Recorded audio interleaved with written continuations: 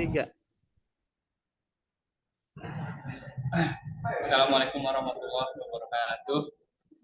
Alhamdulillah, namaku wa nasta'inu wa na'udzubillah min syururi anfusina wa min sayyiati a'malina may yahdihillahu fala mudilla lahu wa may yudlil fala hadiya lahu. Asyhadu an la ilaha illallah wa asyhadu anna Muhammadan abduhu wa rasuluh. Puji syukur kita panjatkan yang telah memberikan kita rahmat serta hidayahnya sehingga kita bisa sehat walafiat. Terus salawat serta salam kita tunjukkan kepada Nabi besar Nabi Muhammad Shallallahu Alaihi Wasallam karena telah menuntun kita dari zaman ke-8 hingga ke zaman yang terang ini. Oke, sebelum masuk ke materi dakwah, pertama pengen nanya, kalian tahu Thanos? Kalian tahu Thanos kan? Insya Allah tahu Thanos lah. Thanos itu kan dia niatnya itu kan menghilangkan setengah populasi ya, karena karena manusia ini sudah sangat overpopulation dan membuat kerusakan di mana-mana. Nah, hubungannya dengan materi yang akan kita bahas hari ini adalah materinya itu namanya child free atau childless. Nah, child free adalah kesepakatan antara suami istri untuk tidak memiliki seorang anak atau tidak memiliki seorang keturunan. Nah, child free ini sempat viral ya di TikTok. Yang viralnya itu kita Sapitri. Dia tuh menyebutkan kalau misalnya kita punya anak, maka dia tuh bakal jadi beban buat kita. Kita tuh bakal jadi lebih cepat tua, kita kehilangan masa muda kita. Nah, gitu.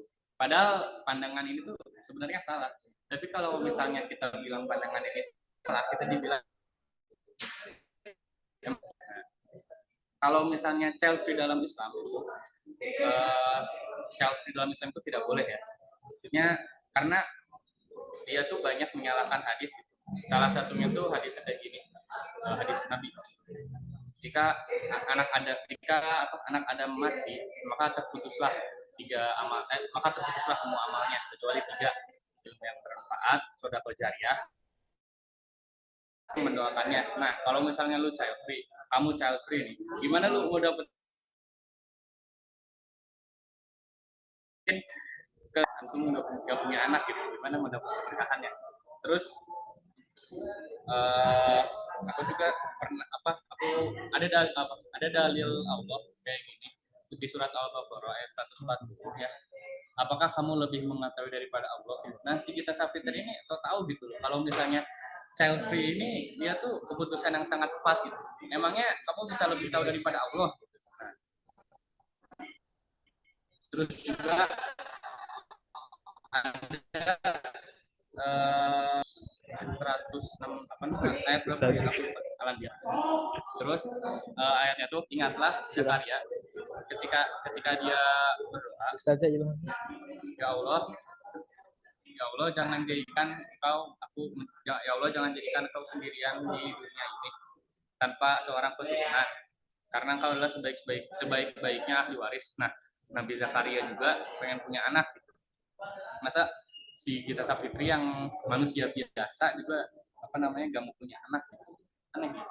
Terus juga child free ini atau childless ini di luar negeri udah sering dibahas ya. Apalagi mereka tuh bahasannya tuh udah sampai kayak gini.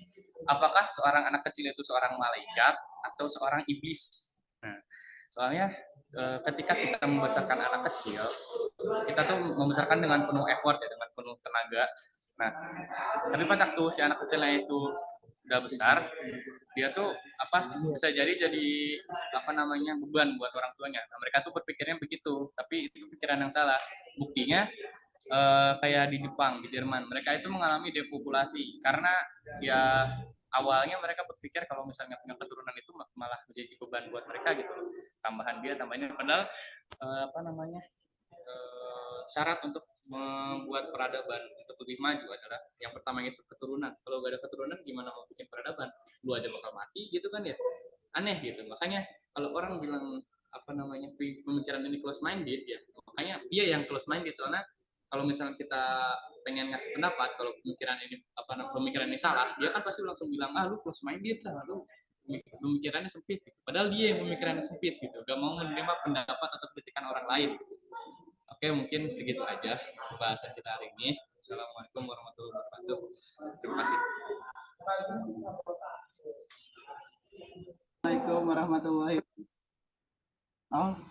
Assalamualaikum warahmatullahi wabarakatuh. Innal hamdalillah nahmaduhu wa nasta'inuhu wa nastaghfiruh wa na'udzu billahi min shururi anfusina wa sayyiati a'malina man yahdihillahu fala mudhillalah. Asyhadu an la ilaha illallah wa asyhadu anna Muhammadan abduhu wa rasuluhu wa la nabiyya ba'dah. Puji syukur kita panjatkan kepada Allah Subhanahu wa taala yang telah memberikan nikmat sehat, nikmat iman dan nikmat Islam kepada kita agar kita bisa berkumpul di masjid pada sore hari ini. Salawat serta salam kepada Nabi wa Habibana wa Nabiyana Muhammad sallallahu alaihi wasallam yang telah membawa kita dari zaman kegelapan ke pintu cahaya.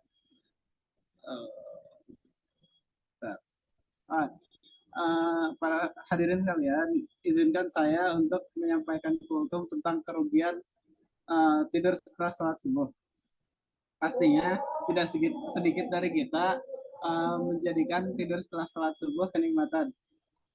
Padahal tidur setelah sholat subuh itu tidak dianjurkan oleh para ulama karena mereka lebih memilih untuk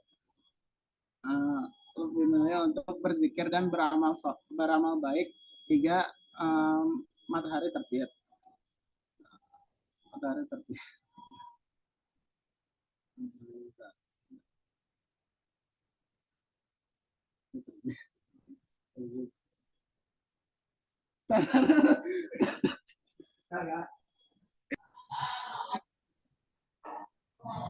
Assalamualaikum warahmatullahi wabarakatuh.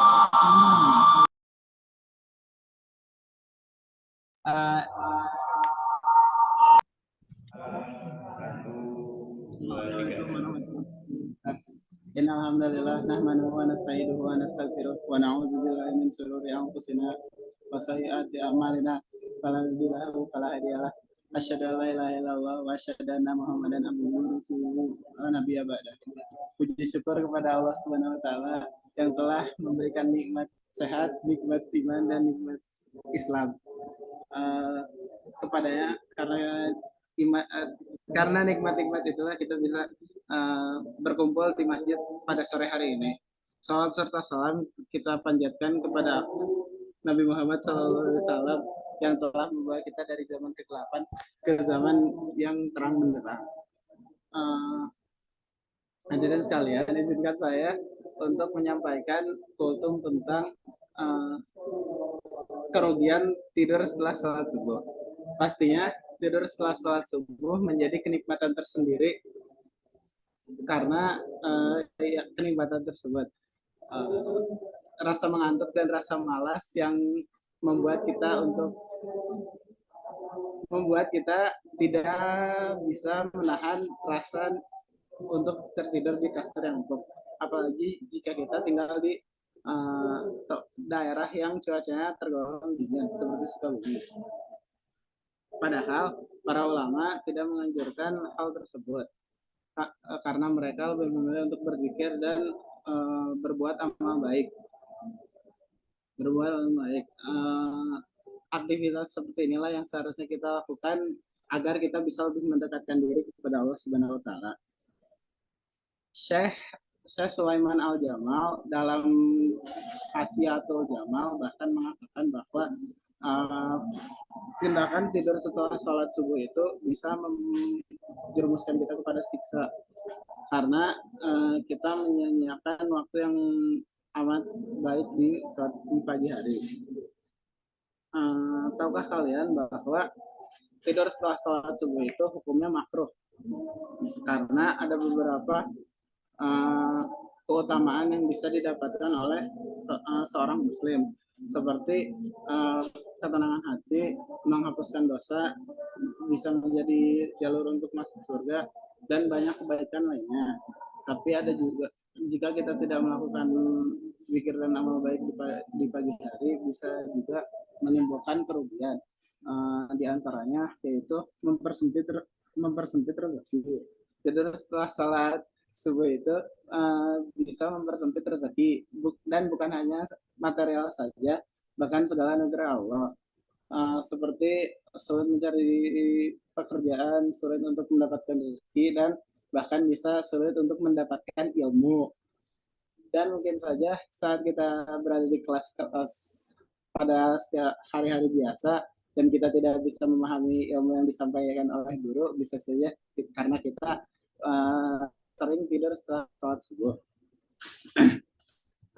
Seperti yang diriwayatkan oleh Tabrani, yang hadisnya berbunyi, Nabi Muhammad SAW bersabda, janganlah kamu tertidur di pagi hari, karena Allah mengeluarkan rezekinya di pagi hari hingga terbit, di pagi hari atau fajar hingga matahari terbit.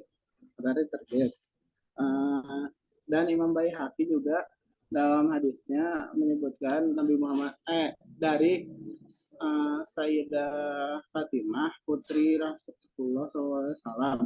Dia berkata, Rasulullah SAW pernah mendatangiku di pagi hari. Ia menggerakkan tubuhku dengan kakinya.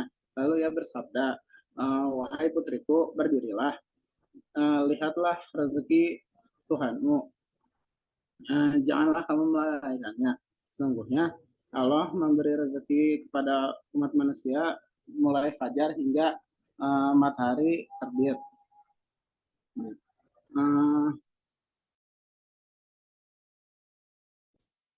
Sekarang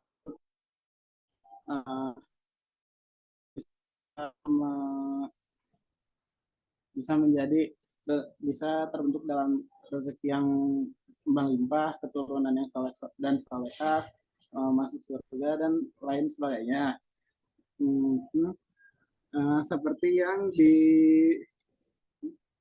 Seperti yang diriwayatkan oleh Abu Daud dan yang lainnya, Nabi Muhammad SAW berkata, sesungguhnya Allah menurunkan rezeki untuk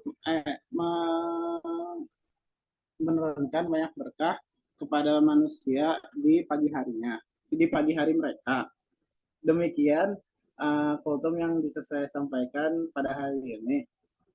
Semoga bisa bermanfaat bagi kita semua.